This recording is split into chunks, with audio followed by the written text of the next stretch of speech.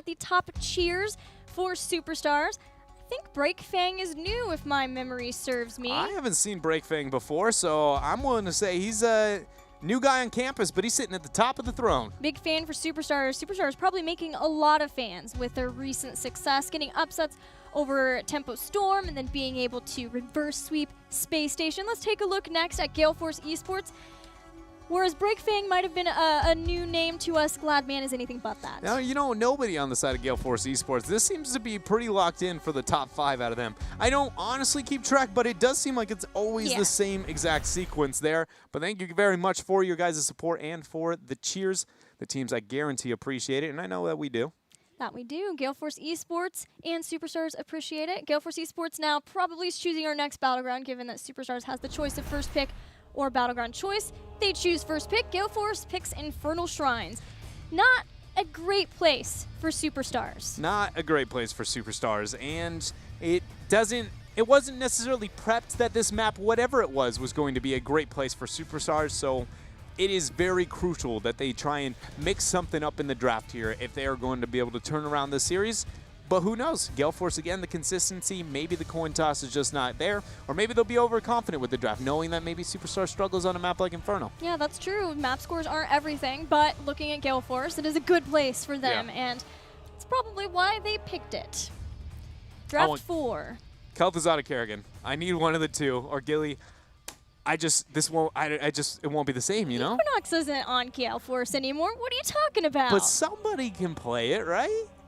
Yeah. I mean, it is Michael Udall, the other yeah. fan of Kerrigan. Get it? The fan of Kerrigan? I wasn't going for that, but now I wish I had been. I want the fan of Kerrigan, too. Fans Kerrigan, I've never seen, but I can only imagine. Terrifying. It's terrifying. It's so scary. Fan's one of those few players, though, that kind of goes like any hero that he would ever be on, and I think about it, I'm just like, yeah, I'd rather not play against that. Even think about his Tassadar, when he used to play a lot of Tassadar for Cloud9. Oof. He was statistically better than every other Tassadar in the world. Even Kyocha, when MVP Black went undefeated at the Spring Global Championship. That was one of the most impressive things I'd ever seen in my entire life, but I digress. That's all right. Speaking of Tassadar. Conveniently, he's right here. Nah, he's gone. He was. Now it's Abathur. Abathur being removed, I think, is pretty heads up for Superstars. Abathur hasn't seen much attention in this draft specifically, but it's a very scary strategy. It doesn't play into Superstar strengths necessarily, does play into the strengths of Gale Force. It's one of those kind of, I'm not surprised to see a ban, but to really it's whatever Superstars would like to rid of here.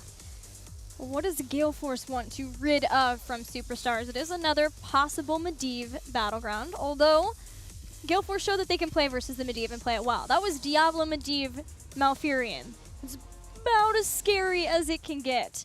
You've got Diablo coming out of the portal. And the Dahaka. He has extreme range, yes. I mean, the only factor of that composition that wasn't core to the composition was Gul'dan, and he was like tier 2, I think, out of ideal situations. So it was about as good as it possibly could have been. And you're right, Gale Force was split the entire time. They were just purely playing out to what do they need to win these team fights and how can we minimize it.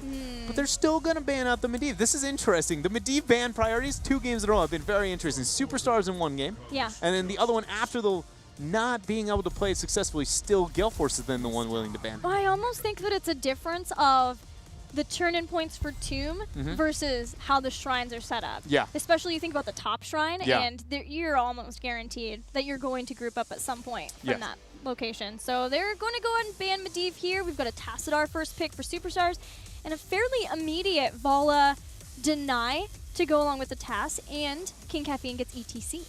So where do you see Superstars go? Do they get a little bit wild now? Because Tassadar is pretty generic. You can go meta and maybe draft a bit more Gale Force eSports style, or we can see those hyper carry melee assassins, maybe that Tracer.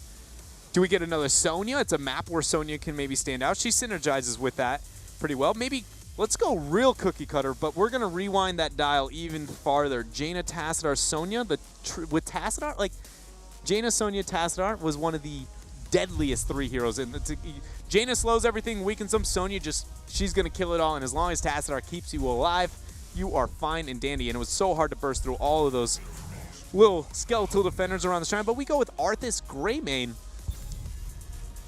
Arthas kind of Sonya-ish, but Greymane not so much. We're not going down it. First Arthas, right, of the series. Not what I expected. with both Gale Force and Superstars to go all the way to Game 4 until we get Arthas. Somewhat surprising to me, but there he is. Arthas will be great on the shrines, both as a deterrent for Gale Force, but also some shrine clear. Gale Force is showing what they would like to have their next pick be. It's kind of funny because Lucio is like currently in at least North America. He sits in a situation where his involvement in a draft almost solely relates to only one hero and only one. So it does seem like it maybe is too heavy of a possible tell to go into that Malthael. But maybe we're wrong. I do think that Lucio should see more bans for more than just the Malthael. It just doesn't seem like North America necessarily agrees with our current stance of meta. It could also be the enabling of Arthas, giving him some movement speed. Good point. And you have Tassadar to be able to cross-support in your weakness. It would have been one of the better Tassadar, Lucio games, but we'll get to see, right? If they don't go the Malthael, then we get to see that was a genuine Lucio's good here. Didn't even get to talk about Lieutenant Morales ban, but Gale Force seems fully on the Vala Morales hype train. Even maybe to the detriment of a dive composition, the Vikings. Dive composition, you know. And we got the Ariel Malthael. Isn't that like against the rules of some kind of Diablo game that you have those on the same squad? To pick them in the same rotation, it just feels kind of gross. Malthael used to be in line with all of the Angels. Really? Yep. He's not anymore, though? No, because I would go into it, Dread, but A, I just don't think you're going to remember, and B, I'm not sure that you care about the lore that much, so just know that it's okay. It is okay. I care a lot, Gilly. Okay. It means a lot to figure out where those Angels came from. I just found it interesting that they get picked in the same rotation because those are two, that support melee assassin, if you will, those don't synergize very much. So the fact that they are picked together and then they look so much alike, I was just like, I have legitimately never seen these two together. And now I'm suddenly going, Gale Force, am I missing something? Or they could draft a Tyrael. Full Angel comp. That would be disgusting synergy too. Holy cow. I would love it. Sonya's picked up though. Who is the support? It's Stukov for Superstars. Icona has some great silences in this last Stukov game. And it's Infernal Shrines. There's a lot of chokes for those silences. Lurking Arms. He has some of the grossest named abilities. Stukov? They actually are pretty Pustule. gross. Yeah, it just... Weighted pustule. It just makes you feel a little, dirty. Squeamish. Yeah, you can't see it, but Dread's actually got the heebie-jeebies going. It's like when you talk about spiders and then you immediately feel the spider. You know what I mean? That is exactly what I feel like when I commentate Stukov the entire time. I'm just kind of like, am I getting sick? Do I have a cold? Yeah, I'd be like, I need to wash my hands really fast, guys. Hold up. Gale Force eSports, where do they go? Do you go another support for this? Do you go into a reset, like a Genji possibly? It feels like the world is theirs. The Tyrael you suggested before, I know that was thematic, but it actually is amazing with this style comp. They're going to double support. They go with the double. Wave clear, high amount of healing. The Stukov is a silence to be able to try and stop that. But almost nothing else on the side of Gale Force, or on the side of Superstars here. Looks like it's going to be able to easily deal with that double supporting Malthael comp. This is very, very scary here. I feel like Gale Force, huge advantage just based off of drafted in this game. And it feels like Gale Force so far hasn't really had to show too much strategy-wise. They've already been playing this double support in either a warrior, double warrior, or a warrior melee assassin. Generally, that is Illidan or Malthael from Michael Udall. The biggest thing is maybe that we're seeing more Malthael play from Fan. So there is some sort of role swapping happening for Gale Force eSports to make sure they're in the best place for playoffs possible. But other than that, doesn't really feel like strategy-wise they've had to show too much. Superstars, it's hard to tell. We did see their Vikings, but then again, it's the first time we've seen them on Cursed Hollow in Phase 2, so that might just be the normal meta for them. They might have even been trying to scare some people with that pick. I want Sindragosa Leap. That's what I've been thinking about the entire time. I'm sorry. You're nodding, but I'm like, in your head, you're thinking about dragons. Yeah, I'm thinking about dragons. Just like, how do you deal with the double supporting across the board here? We've seen double support over and over and over again. We know the conditions to be able to deal with it. And then you have a Sonya Arthas, some of the easiest left-right play characters in the melee role possible to approach the team fight exactly like a double support would legitimately be longing for. So how do you turn that on its head? What elements of the composition can you still have a little leeway to minimize that? And I genuinely think that like Leap Syndra is like kind of the only way to come back. I think it's insanely high risk. Don't get me wrong. It's not a foolproof comp, but I do feel like Superstars is set so far behind just purely off their 5 heroes that I want to see something in the talents. Well, we had Leap in Game 1. Do we get it again in Game 4 from Superstars? Let's head into Infernal Shrines and find out. There's no Tracer on the other side. The only thing that scares me about that is, like, you just leap, and unless you've got Ariel caught, then you've got a Crystal Aegis to save the target. So what, you you're leap just going to on. Wrath of the Berserker left and right all day while they double support for free? Just saying, yeah. Yeah, you're just going to essentially rely on somebody getting so overextended that Rhaegar gets Poison Spear, Wrath of the Berserker, 75% for freelo? Hello, Gilly? Hello, Dread? No, you're right. You are right. You are right to be scared, right? I know what I just suggested is not something that I would be like, boys, we've got it figured out. But in general, they've lost. Like the draft is definitely in favor of Gale Force anyway, so you're trying to figure out where they could possibly make changes. That makes sense. And so defending for Gale Force eSports, because long shrine fights are going to happen, and Gale Force wants those. So when you win them, you can't just barely win them. You need to body, because Gale Force will heal up to full HP while they're defending. So lock that thing down with Syndragosa, leap on in, and make sure that they don't have those windows and those seconds to allow that to be a thing. Oh, Stray. Nice Howling Blast, but I don't think it's going to matter here. No, the Detainment Strike to make sure that, oh man. That was just so good from Mike Udall, who is playing Ariel. Now Fan body blocking Airho to death. Literally. Shows why he's the man on Malthael there, even dropping 2 B steps before he sends his way back to the top lane. So the role swap has gone through for Gale Force, at least for now. Mike playing secondary support here. It was K1 Pro generally in that role, but it seems now that K1 has been put onto Fan's old role of playing the hyper carry from that. The melee assassin will be Fan. To be honest, when I heard that the members of B-Step were willing to transfer over to Gale Force eSports, that being King Caffeine and K1 Pro, I did assume that this would be more of what they would look like. Fan on the melee role, and K1 Pro more on that backliner, not so much in the flex. And if anybody was to venture there, it would be Mike Udall. But Mike is their shot caller, right? And we know the convenience of having them in a very comfortable lane, and how essentially the story of North America has been, where is your shot caller and is he in the solo lane? Right. This does enable Michael Udall to be with the part of the composition that is rotating, the bulk of it.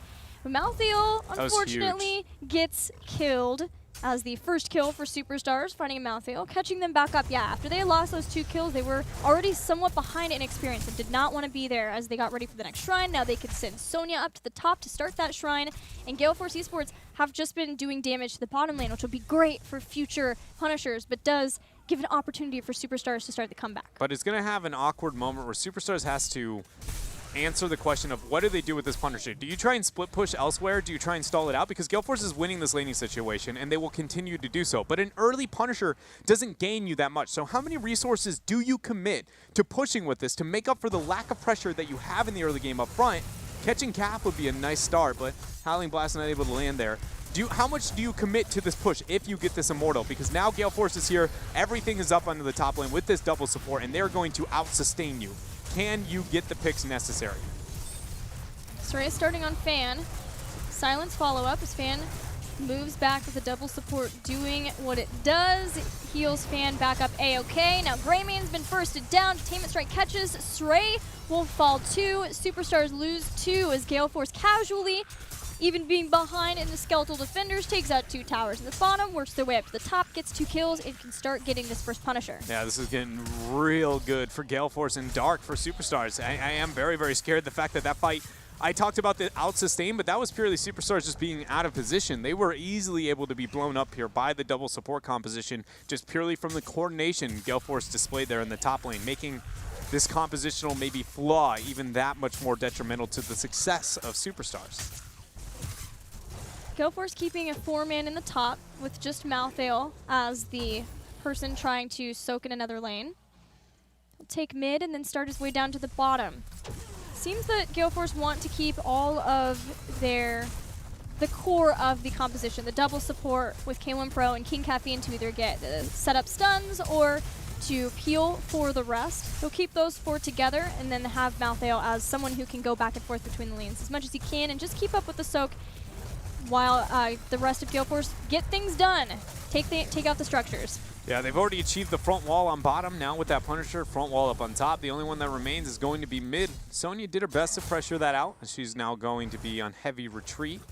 But you can assume Gale Force is likely, if they aren't killing somebody, they're going to be applying pressure elsewhere. Good juke by Fan onto the Howling Blast, but it might cost him his life. Akaface is there for the heals. The slow, he's got a body block if he's going to save this. Wear the Poison Spear, he does it. He's a miracle worker. Fan even was able to jump over and try to dodge, but in the end, he still dies, so it's a 1-for-1 trade. And now Dimensional Shift gets Hosty out of danger.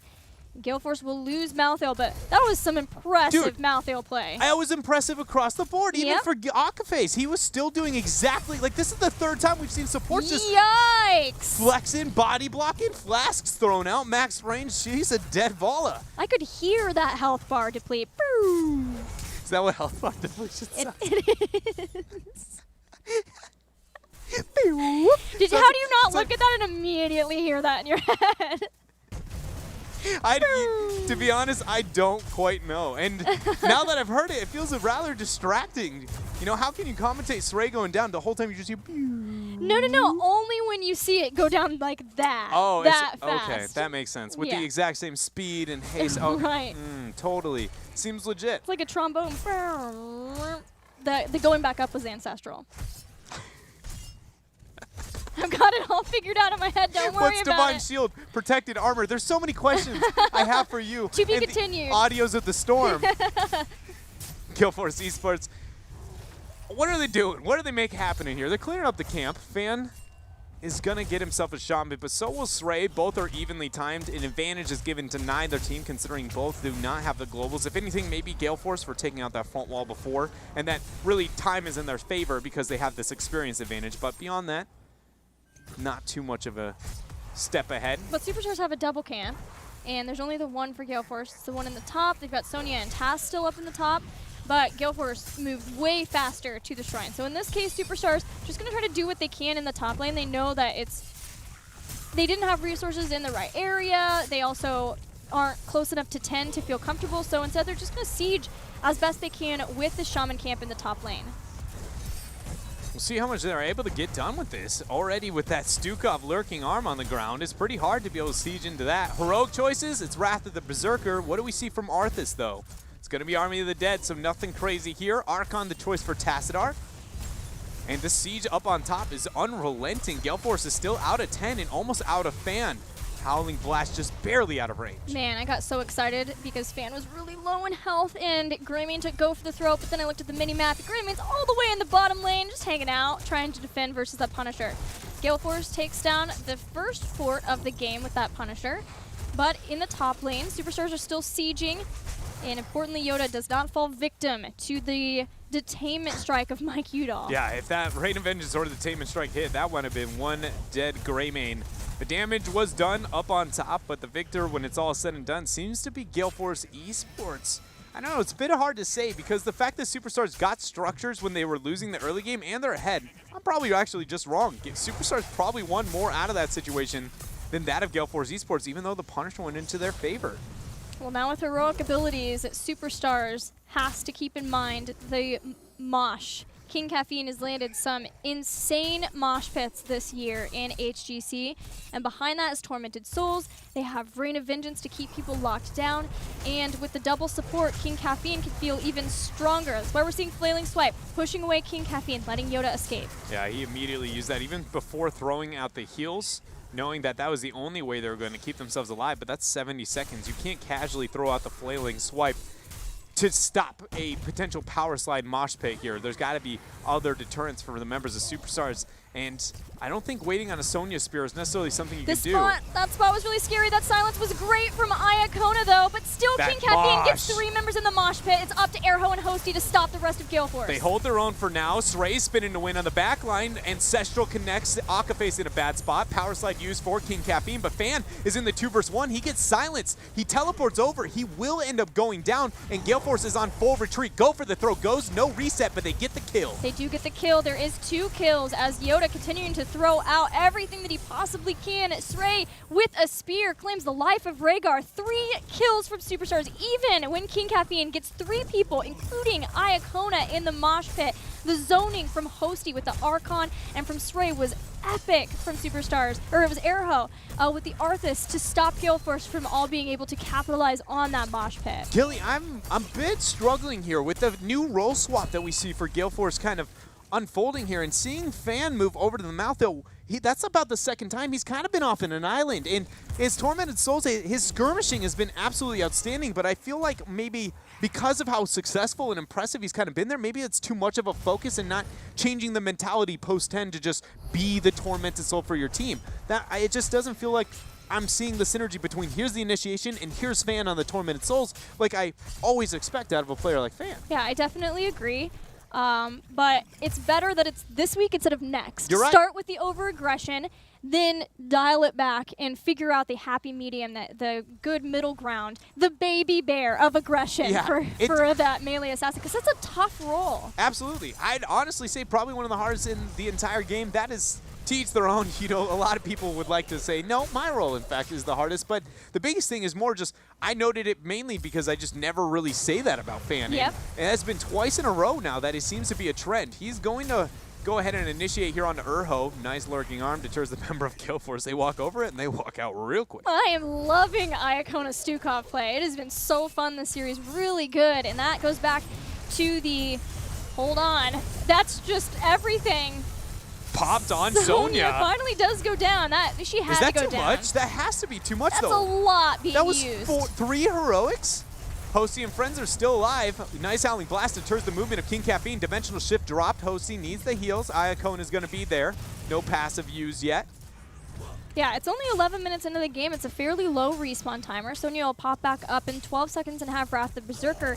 It's whether or not Gale Force can get the Punisher in this time, or if Superstars can do enough to deter them. The biggest thing for Superstars is that even if they fail this Punisher fight, or fail what... Okay, hold on a minute here. They're going to aggress in. Gale Force wants this. Urho just trying to slow the members. He will. He even bought time for Sonya to come back to life. They're still camp pressuring up on bottom. But the biggest thing for Superstars was just going to be, even if they give up the objective, they have a huge advantage over the next team fight as long as they wait for Army of the Dead to be able to turn. And even then, they may have the upper hand. Brilliant lurking arm. Urho and friends, 3-man Howling Blast. Look at that flank. Rhaegar's gone, but so is Airho. Didn't have Army of the Dead, and there's no burst heal from Superstars, really just relying on the bio kill switch to go along with his heal. King Caffeine almost catches Hosty, only used Dimensional Shift just to survive. Sonya, the last man standing onto that shrine, and she's going to go ahead and get these skeletal defenders. The Punisher will go over to Superstars.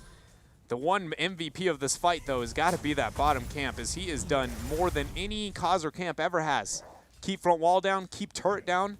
Nobody on Superstars looking to show any intention anytime soon. Now, maybe Arthas could deal with it when he spawns. Looks to be the way he's going, but Superstars is all in. They want to get a lot done with this Punisher. They have had to fight tooth and nail to get Punishers from Gale Force eSports, and they will take advantage of this one. They start with a lurking arm on the gate so that nobody can step forward and stop them from taking down the gate and the towers for the experience boost. There it is, the front wall achieved. 16 talents here is very much theirs. Calf wants to force this fight. Good dismount there coming out from Tastar. Yeah, they knew Arthas was all the way in the bottom. Oh yeah, they were just like, well, this is going to be a free fight, 16 or not. And the transition here, Superstars pulls ahead. I talked about the lack of faith within the composition, but Gale Force eSports, they, again, that last team fight using 3 heroics just to catch out a Sonya who was on an island on her own. That seemed very uncharacteristic of Gale Force eSports, and there's been a couple other things that have been standing out. Again, the Tormented Souls, that's one thing that we brought up before, and so these were things I expected to see from them, and without them being here, Superstars does have the coordination to really just be like, well, if you aren't going to play the video game proper, we're here to punish. Maybe it was the fear that with the increased healing from Life Funnel for Sonya, she would be able to keep herself alive just long enough that Superstars could get into position with a Task Shield when they were rotating up. But for Gale Force, it did mean that they lost the Shrine. They lost the fight to 16, but they haven't lost any keeps yet. And they're just about to get to 16, and this might be a place for a fight for them to break out and try to catch back up with Superstars in this game. You can see the lurking arm off the side, making sure that King Caffeine didn't get that catch up. Anchoring support, the first of its kind, Stukov, the one man. I love it. Absolutely adore it. You saw Fan picking up this Shaman camp. Sonya will be able to sniff this out possibly in time, but not taking the aggressive route to cut it off. It's just going to be clearing this out while the pressure is there towards top. Gale Force, though, they got the 16s. It's all about the next Immortal fight. And it's just kind of, to me, it's like, will Gale Force team fight this how I expect? Are we going to see, you know, Mosh Pit concentrating? Mosh Pit and Tormented Souls, when those are used, if they're overlapping, it's got to be on more than 2 people. And if they aren't, then they have to be hitting 2 people individually. Cool talent adaptation for Stugov to deal with the Mosh Pit and the Rain of Vengeance, getting Super Strain at 16. If an ally that has Healing Pathogen is on them is stunned, they get an instant heal. That should help a lot with these Rains of Vengeances, and especially the Mosh Pit. But we've got a fight breaking out again. That was 2 heroics used for Superstars before it even starts. Fan got the Aegis on top of him, but not able to move in. Nobody getting the passive to teleport on top of. Otherwise, you are sure that would have been a tormented soul. So now you see him sharking around. When will Gale Force move forward? Man, Soray's Poison Spear is really a threat here. And they have the camp pressuring bottom. Gale Force is actually in a lot tougher spot than you'd assume. Yeah, Superstars wants to keep eyes on King Caffeine. Airho spots him out again, forcing Caff back a second time right after Stray did the same. The positioning is very good for Superstars on this shrine. It's all about if King Caffeine can find people grouped. As Superstars leave the shrine, there are so many different choke points, and it's important that they do not get caught all together for Caff to get that Mosh Pit with the Tormented Souls behind it. Tormented Souls is going to be used here over those 11 Skeletal Defenders. It has to be this next spawn of Skeletal Defenders. Fan and friends have to move up. They're going to zone this. And if they are successful, Superstars has got to be careful. Sway, Mike, Aegis is there. Pressure, Ancestral goes down. Saray is now the focus. He is going to be the first to drop to cause the Mosh Pit. Tormented Souls being used. Urho is being pressured there by Mouthdale. And this is Gale Force splitting and executing how we expected here. When they are using those heroics, it is to secure these kills, to secure the death of Superstars. It cost them a Punisher, but it was worth. Not again. No is way. Hosea a legend? I've seen this once before. Look at Fan's positioning. Deathshroud doesn't connect. Detainment Strike, not in range. He makes it out, but Gale Force are dealing. It's weird, they're choosing to fight, but they lost the Punisher. So they need to get something done with this. And the camp's been pushing on bottom this entire time. Here he is. The Punisher gets the fort. And they're leaving him alone. Yeah, they're Battle. getting baited back into the fight. This time, though, Iacona is so far out. This is a Stukov. There's not much you can do when you're a Stukov in that position. And now Hosty, he dropped an Archon. That's 90 seconds. They're going to try and turn. Fan gets focused down. Go for the throw. Use Yoda. Drops an Aegis even needed here for Gale Force eSports. Superstars get themselves a pick in this 3 versus 5. The fight continues. Yeah, it does. It goes down. It's back and forth. A bloodbath between Superstars and Gale Force. But Superstars had the map advantage. Why? They've just been sieging for so long through mid and bottom. He's gone. He is down. He has shown that he is a mortal. Gale Force eSports, I have never seen so little interest in a Punisher in my life. That's not an immortal. That's a Punisher. I know. But still. No. It was the little Punisher that could. He really was. He did. He did a lot. And when it's all said and done, where are we? We're 19-19. If Gale Force wins this game, they win the series. If Superstars wins it, we're going to Game 5. And it's just kind of back and forth. But Superstars has been winning every fight post-second Shrine phase. For the most part, they have been winning outs. I don't know, but the last fight, then Gale Force won, but it cost them the Immortal Punisher. I figured it out. It was the Immortal Punisher. It makes sense. Yeah. He just didn't die for a long time. You're not wrong. See, everybody at home thought I was a scrub, but in fact, I was describing, not naming the Punisher. It's a lowercase I. Yeah, it's got the little dot. Merc camps are happening on Infernal Shrines. Both teams picking them up, getting that pressure out for themselves. Gale Force almost 20. That's got to be the biggest stale here. Superstars, though, not too far out, right? They are within the threshold to not be too heavily concerned. It's easy to deter those fights. Is anything stand out when it comes to the level 20s? First of all, Sonya has a major 20 spike. She is one of the most underestimated, I feel like, 20 spikes because it on its own, objectively, not that powerful. Synergistic with her kit, though, and she becomes insane. And not only Sonya, but Stukov. Getting controlled chaos, you don't have to use that very long cooldown ability. And suddenly, it's a lot harder to land those mosh pits when he's got 3 different charges of the one swipe instead of having to use them all in the single cast. Hasn't picked it up yet, but it's Icona. I don't expect that we would see Bio explosion switch controlled chaos, and this situation is just so good for Superstars. 10 seconds to what could be the final Punisher here of this game. No catapult pressure, no mercenary pressure outward. This is just going to be whose comp's the best, I feel like, is what we are going to see unfold. The double support sustain of Gale Force eSports here, or this skirmishy melee deathball Arthas Sonya composition of Superstars.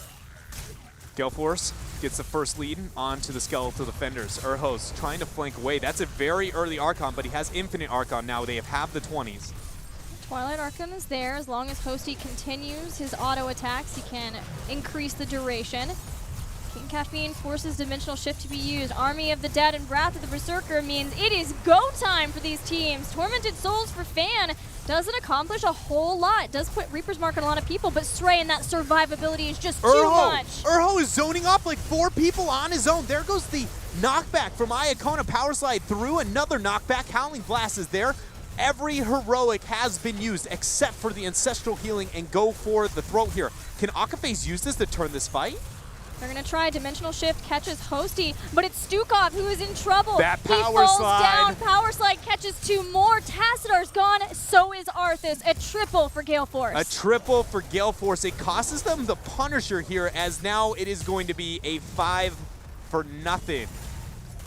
Gale Force has got to be fine with losing themselves that Punisher because they have 45 seconds of just free reign here on I forgot the Infernal Shrines, the name of the map. Immortal Shrines. On Immortal Shrines. We're playing heroes here. No, 30 seconds, and it is not looking like Superstars can do anything to stop this Gilly. I think they may have done it here. Granted, it's a Malthel double support comp, so the damage is going to be a bit slower than norm. But that's 20 seconds. Yeah, the big deal is keeping K1 Pro alive, so he can be doing that damage. No Reaper's Mark on a core, but even 15 seconds until Tacitar's back, he can give some shielding to the core, but that's then Tacitar too. Arthas will be back, but it'll be too late. Gale Force eSports brings down the core of Superstars in Game 4, and they will win the series. Gale Force eSports 2 times in a row, lose the Punisher, win the fight. And at the end of the day, it seems like that was all that it mattered. I don't really know what to say about this series when it's all said and done. Again, a lot it feels like was hidden when it came to strategies. 3-1 towards Gale Force, yes, but it's kind of expected, right, when looking at the results, and it didn't feel like dominant enough. If anybody surprised me today, I put it in Superstars, not Gale Force eSports. But they did role swap. I think that's the biggest thing, actually, maybe to take from this, is the role swap is real. Yeah, I agree. The role swap was there, and that Gale Force eSports is able to recover. When I talked to Akaphase, he said that the team was way more focused on playoffs, and I think they could have given that as an excuse if they would have lost to Superstars, but I think it still would have been a pretty major mental blow to Gale Force if they lost to Superstars in this series. And you don't want to go into playoffs having lost those kinds of matches. 0-3'd by Roll20, losing to Superstars. They're the team that is best projected to go to the HGC finals at BlizzCon because of their positioning and standings. So going into playoffs, even if it is just one match for them, with the mentality of having suffered a lot of losses, wouldn't have been the greatest way to go into that. Yeah, you are very much correct. Like, you never want to risk that mentality, right? Almost possibly above all else, because, I mean, even it doesn't matter how good you are. If you guys just don't like each other, things aren't necessarily on the same boat, we've seen how that can really make teams deteriorate. Even when looking towards Lag Force, we asked them, what's the secret to your success? And it's just, things just seem to be going easier. It's just morale, something clicked, and the morale's working out better, and they look like a completely different team. So, I mean, keeping track of the mentality, making sure everybody's psychologically healthy, it makes sense. Well, if I got a change-up of a logo to include a cute sloth, I think that would change a lot for my mentality, too. Tilted. It's so cute, right? You know you like it. We're waiting for Michael Udall to get on the phone. We can talk to the captain, the shot caller of Gale Force eSports. Got to ask about that role swap.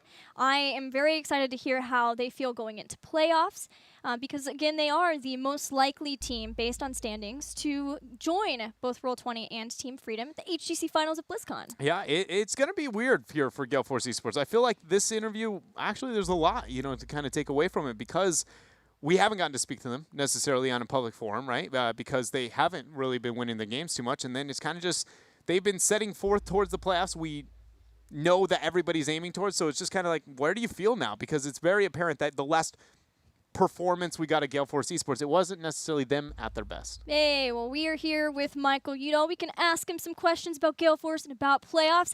Congrats, Mike, on your win over Superstars. We noticed you guys have gone through a bit of a role shuffle. You want to talk about about that and why you maybe went with that? Yeah, hey guys. First off, GG's to Superstars. They're a really good team. Huge props to them. They took off Tempo Storm. It was awesome.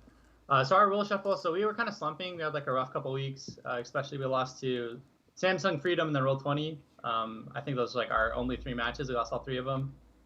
So we're just kind of making what we think is a good change, to like help us be the best. So we're moving back to more of like 3 flexes.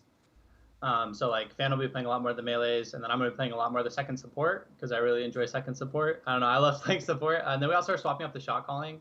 It's like much more communal, and then Fan's going to be the final say. So we're still new to it, but I think today we're definitely getting better. We're catching our stride. We're just trying to get better and improve for playoffs. Yeah, you guys, you were killing it with the detainment strikes, so great job there.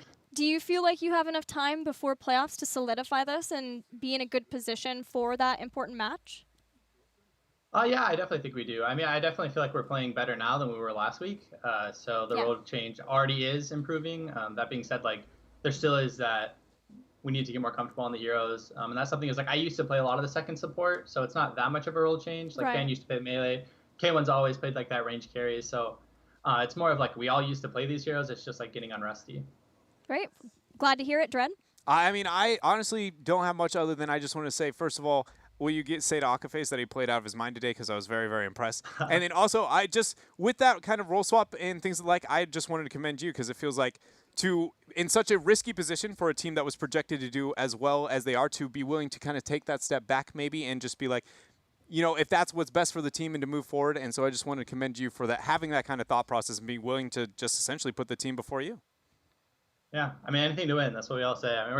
We're just here trying to make it to playoffs, trying to make it to BlizzCon. That's what I want, man. Not anything, okay, like within reason, but not trying to cheat or anything. But yeah, anything to do the best as a team. Whatever puts us in the best position to win. That's what I'm about. Do you personally like feel confident within the roster in the playoffs? Like beyond just like, beyond the like, we feel good or anything. But like, just give more on your perspective of the confidence, because I feel like it's such an easy, like, yeah, we feel good. Everybody feels good. Yeah, all right, can you give me a little bit more on that? So I definitely feel like we've been slumping and like teams going lulls, right? So you have like better weeks, bad weeks. So if you asked me last week, I probably would have given you the kind of the fake confidence, but yeah, this week I actually really am starting to feel like the role swap, the shot calling swap.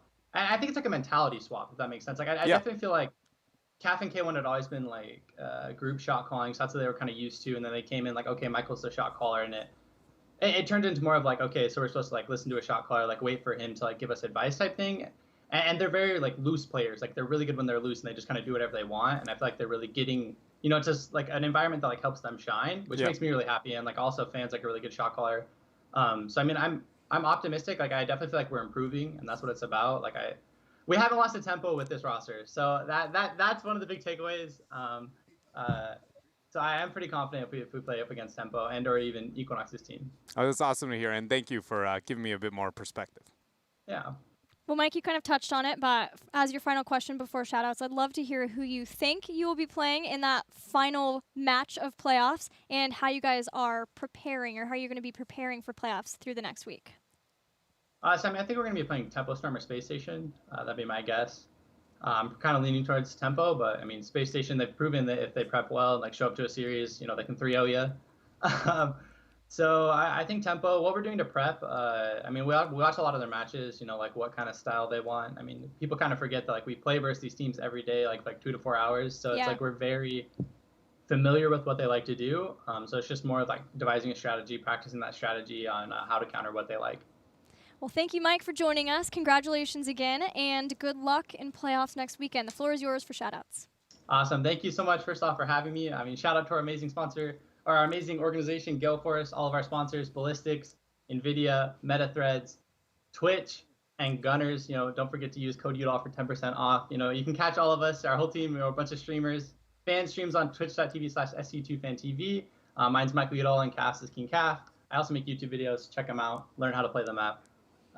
Thank you to HGC. You guys are awesome. 12 out of 10 on the shoutouts, man. You nailed it. Thanks, Mike. Thank you. Bye. Well, Gale Force gets a win over Superstars, but Superstars will be looking forward to seeing what they can bring in the playoffs. We know that Gale Force eSports, though, they have the nice spot of getting to see everything that happens in playoffs up until then. And they're the final boss of playoffs if you want to make it to HGC Finals and join Roll20 and Team Freedom, among other worldwide teams. Yeah, strategically provides a lot. Gale Force has got to be very thankful, you know. And again, winning here today maybe not meaning a lot, but it means that things aren't necessarily going poorly and all according to plan. So they have got to feel good. And it's just who can take them out at playoffs. And more importantly, who are going to see really facing off up to them. Because our system, for those who don't know, every single day we end up having a game, a best of 5 here, and the team that ends up losing is just you're out. And then you move on to day number 2, a new opponent arrives. Yeah, I love the step ladder system, but it's pretty scary for all the teams have to play through playoffs. And it'll be crazy that both Tempo and Gale Force can't go to HGC Finals. Only one of those possible 2, with Superstars at Space Station trying to contend for that spot too. And speaking of Space Station, they'll be playing in our next match versus Roll20. We're going to a break now. When we come back, we'll have lots of team fighting from them. Stick with us.